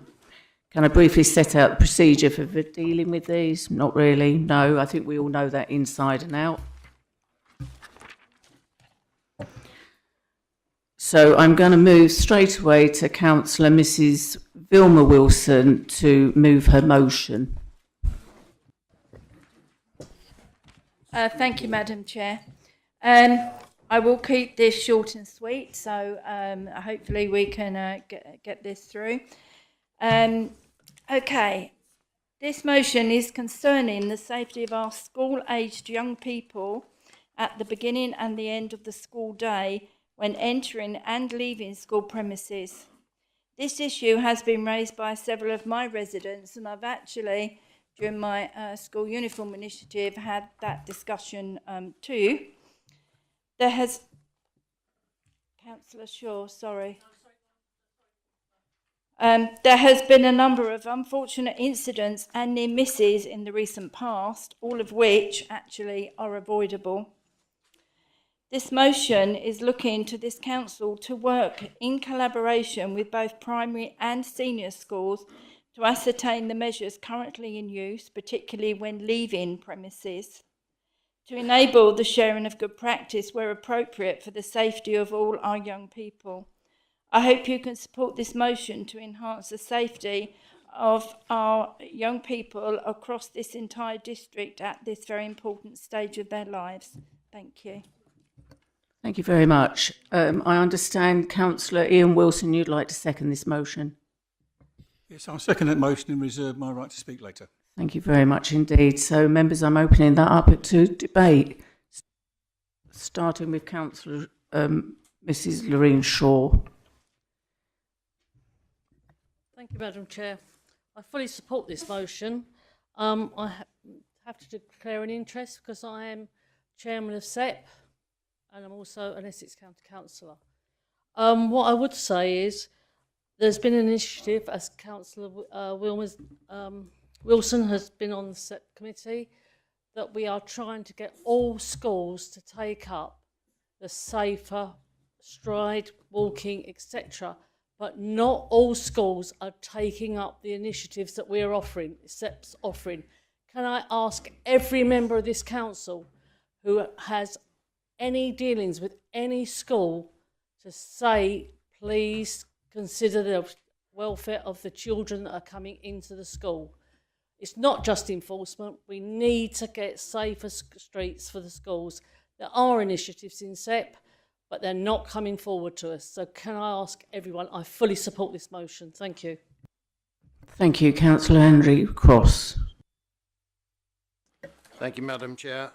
Thank you to Councillors Wilson and Wilson for bringing the aspect of road safety to our attention. As you point out, our children's safety is paramount. The The incident at the zebra in September, we were all shocked by the incident at the zebra crossing in Hockley near Edward Francis School.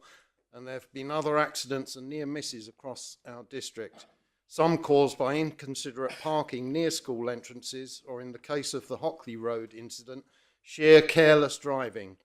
As a result of this accident, our party set up a petition for an attendant at this crossing during peak school times. The petition gained well over 2,000 signatures in favour, and as a result, Essex Highways were compelled to carry out an immediate assessment and agreed that a lollipop person was needed. Due to Essex Highways' inefficiency, their report has only just been submitted to the Education Department, who are now advertising for the post. Filling this vacancy cannot come soon enough. I have also advocated for a 20-mile-per-hour zone along this stretch of Hockley Road, not only for the safety of children, but to reduce air pollution past the two schools. As a member of the Parking Task and Finish Group at Rochford District Council, and also their representative on the South Essex Parking Partnership, I have pushed the need for a 3PR educational scheme, including Park and Stride, for several schools, including Rochford Primary School, using the Freight House car park, Edward Francis Primary. Sorry, is there another? Sorry, can we have just of order, one meeting here, Point of order, please? Chairman. We're coming up to 10:30. We only got a 30-minute. We're aware of that. Edward Francis Primary using Fairview Park, and Grovewood using Grove Woods car park. Rayleigh Primary School have just agreed the gold package with SEP, and leaflets, banners and driver permits are being printed now.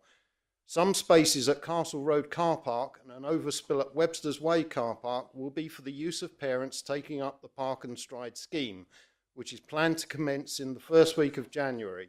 It will give 2 free 45-minute parking periods morning and afternoon, and the children then walk the short distance to school with their parents. Our group are always looking at ways to improve road safety, particularly at schools, but the 3PR scheme ticks all the boxes. But as councillors, and one would hope responsible citizens, is it not incumbent on each and every one of us to be the eyes and ears of the public? If we spot a danger to children, and indeed to adults, we should individually and immediately take up the case with the appropriate authority ourselves, as I do on a regular basis. Do we need another working group or task and finish group to tell us what we already know and to do Jack Sharp's job as SEP's dedicated school parking and project officer?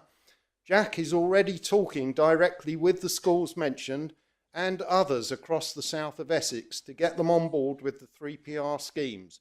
And any other involvement could cause confusion and duplication of effort, and could be a waste of public money. For this reason, I will not be supporting the motion, but certainly do support ongoing schemes to improve parking, educate children and parents, and improve road safety generally. Thank you, Madam Chair. Thank you very much. We're coming up to 10:30, so unless somebody would like to move for extra time, I'm going to go straight back to Councillor Vilma Wilson to wind up for us to go to vote. So on a point of order, is that permissible? Can I have a ruling from the monitoring officer? I've indicated to speak and I'm not allowed to speak in the debate.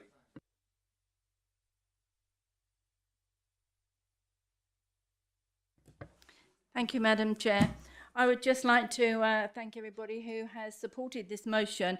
This is about this council actually being proactive for every single school in the district, not just those who have unfortunately encountered accidents and incidents.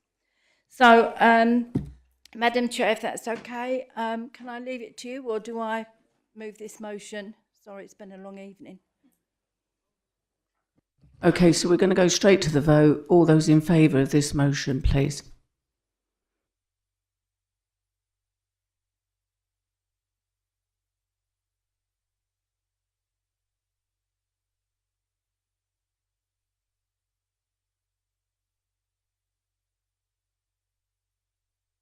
All those against? 2. Any abstentions?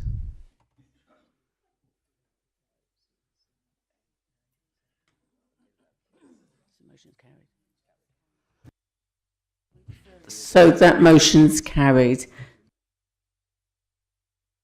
And the rest of the business on our agenda will be deferred to the next full council. We're closing the meeting at 22:31, and I wish you all a very merry